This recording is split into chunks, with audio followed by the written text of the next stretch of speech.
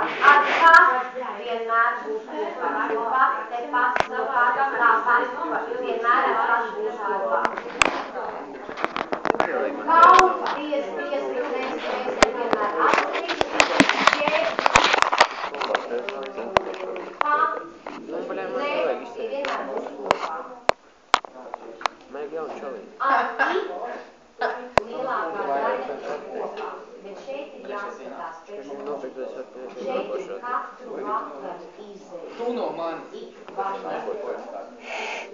Tādēļ šajā gadījumā aizstājot, ka, ja būtu viens, tad tas būtu kopā. Ik vakaru ir atsevišķi. Gadskaiti. Atceramies. 1, 10, 7 tūkstoši, viens no otru ir atsevišķi rakstā. Nav ja mēs rakstām 10,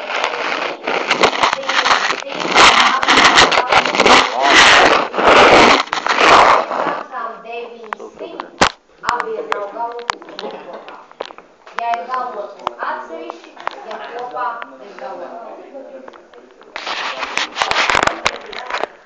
Jo tur nokļūdījāties. Tālāk, 5 bija pareizi, vesela virkne bija nokļūdīsies pēc 37. Izlasiet teiktos.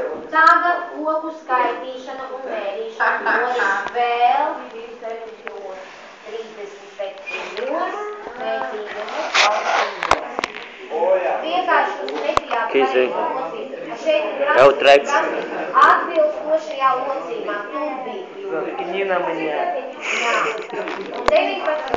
tāds paliek kopā. Tālāk, 3. uzdevums. Kavēlis izteiksme. Kas ir daudz skaitļa otrā persona? Skrieniet, leciet, vērtiet, vāriet, paceliet. Vārtīt, kopēt un nav vārīt. Jā. Paņemiet, sarīvējiet, pielieciet, pieberiet, sakuliet, samīciet, veidojiet, cepiet. Jā.